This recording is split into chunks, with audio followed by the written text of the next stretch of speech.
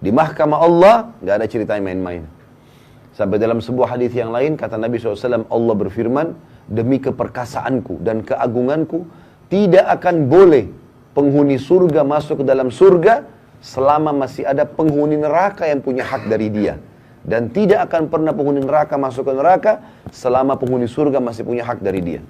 Misal contoh, kita beriman kepada Allah, sholat segala macam, tapi kita pernah zalimi orang kafir. Kita kan tidak boleh zalimi orang. Apalagi kalau kafir zimmi misalnya. Orang kafir di bawah naungan pemerintah Islam. Kita nggak boleh teman-teman sekalian, ini tetangga Nasrani, matiin aja lampunya. Tutup aja jalannya, kempesin mobilnya. Haram nggak boleh dalam Islam. Nggak boleh kita ganggu. Apalagi kalau sampai membunuhnya. Kata Nabi SAW, man qatala mu'ahadan lam yari raihatal jannah wa inna riha la tujitu min masirati arba'ina kharifah. Hadis Bukhari. Siapa yang coba-coba membunuh mu'ahad itu orang kafir di bawah naungan pemerintah Islam, atau ada perdamaian damai dengan umat Islam, gitu kan? Maka dia tidak akan mencium bau surga, dan baunya tercium dari jarak 40 tahun. Bau aja enggak, apalagi masuk ke dalamnya. Ini muslim loh. Enggak boleh sembarangan kita buat kekacauan ini, gitu. Enggak boleh kita ganggu mereka. Maka kita harus hati-hati teman-teman sekalian. Yang boleh diperangi hanya kafir harbi. Siapa itu kafir harbi?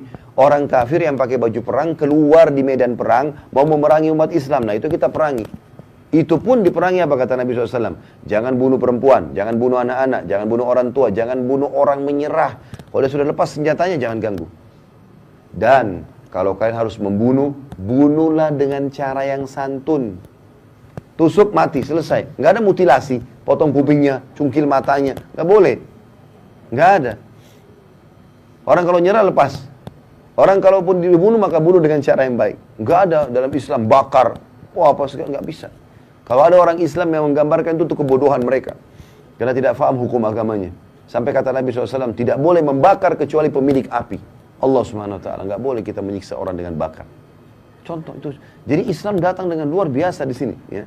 Nggak boleh sembarangan. Nah kalau ada orang kafir kita pernah zalimi, misal bawahan kita orang kafir, udah deh nggak usah kasih gajinya kan kafir, misal.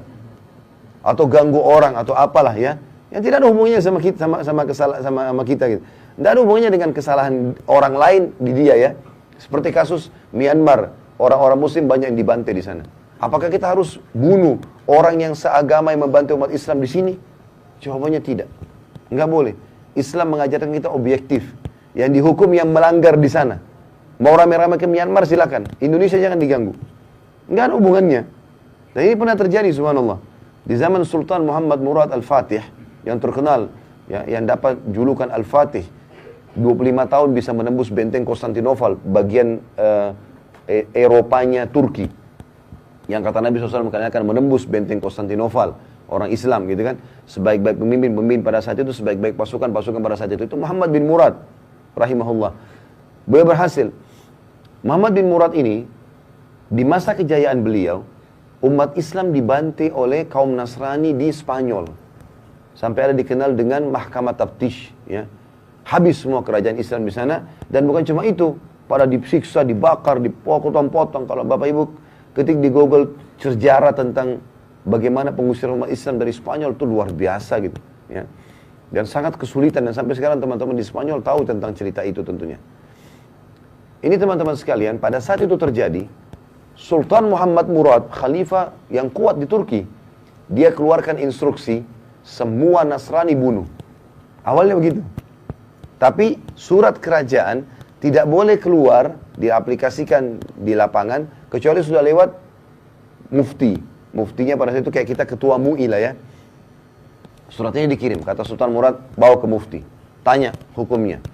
Saya tidak bisa terima umat Islam misalnya dibantai. Bantai juga di sini. Semua Nasrani bunuh. Siksa sebagaimana mereka siksa kita di sana. Gitu loh. Waktu tiba di tangan mufti, muftinya datang ke khalifah langsung mengatakan, wahai Amir Mu'min, kita diperintahkan objektif dalam agama. Yang salah Nasrani yang di sana, bukan Nasrani yang di sini. Nggak ada hubungannya dengan yang di sini. Di sini kita dakwai. Ini mirip dengan perilaku Nabi SAW waktu menghukum wanita yang meracuni beliau di perang Khaybar. Jadi Nabi SAW pernah dikasih racun oleh wanita. Nabi makan tapi Nabi SAW tidak tidak terlalu berpengaruh pada beliau itu, tapi ada satu sahabat mati gara-gara itu. Waktu sahabat itu sakit, belum dihukum si wanita pemberi racun. Begitu efeknya ada, mati nih sahabat, maka dipanggil wanita tersebut lalu dipenggal lehernya. Dia sudah membunuh, maka hukumnya dibunuh. Gitu. Seperti itu. Jadi begitu luar biasanya objektifnya Islam. Apa kata Nabi SAW? Kita kembali ke hadis tadi yang saya sedang jelaskan. Kata Allah SWT, demi keperkasaan dan keagunganku, tidak akan masuk surga penghuni surga, selama ada penghuni neraka yang punya hak dari dia. Kalau orang kafir pernah kita zalimi, gak mau kasih gajinya, gak mau gini, gak mau bayar utang segala macam, kita sudah pasti masuk surga nih. Karena amal soleh kita misalnya banyak. Tidak masuk surga kecuali ini sudah selesai dulu. Apa masalahnya sama ini? Pernah utang gak bayar. Baik, nanti Allah akan menilai di akhirat. Utang itu berapa nilainya secara akhirat. Berapa kadar pahala kita. Misal harus 1000 pahala dikurangi 1000 pahala. Bukan dikasih kepada si kafir, karena gak ada gunanya bagi dia. Tapi Allah kurangi itu untuk mengurangi fasilitas kita di surga. Itu kerugian. Gitu kan? Dan kata Nabi SAW, Allah juga berfirman, dan tidak akan masuk penghuni neraka ke dalam neraka ya, sebelum selama masih ada ahli surga yang punya hak dari dia. Misal kita balik kasusnya, ada orang kafir misalnya zalim, karena ada orang Islam hidup di wilayah dia, kemudian dia zalim. Diambillah haknya, tidak dikasih gajinya, apalah orang Islam ini dizalimi. Ini orang kafir, mati masuk neraka dia sebenarnya. Tapi Muslim tadi masih punya hak dari dia. Kata Nabi SAW, Allah bilang tidak akan masuk penghuni neraka selama masih ada penghuni surga punya hak dari dia. Ditangkan si kafir, apa kezalimannya? Misal dia zalim pernah tidak kasih gaji. Berapa kadarnya? Setelah akhirat, itu Allah lebih tahu hitung-hitungannya. 1000 misalnya. Maka ditambah 1000 pahala kepada si Muslim untuk meninggikan derajatnya di surga. Si kafir nggak ada gunanya untuk diambil dari dia. Maka begitu luar biasanya hisab pada hari kiamat, saudaraku sini. Dan ini semua sekali lagi fakta yang akan kita lalui. Sebagaimana Bapak Ibu jalan tadi ke sini, sebagaimana kita dari bayi sampai sekarang kita lalui fenomena kehidupan ini, begitu juga di akhirat loh. Ada semuanya. Dan kehidupan abadi bagi seseorang Muslim pada saat dia sampai di akhirat nanti.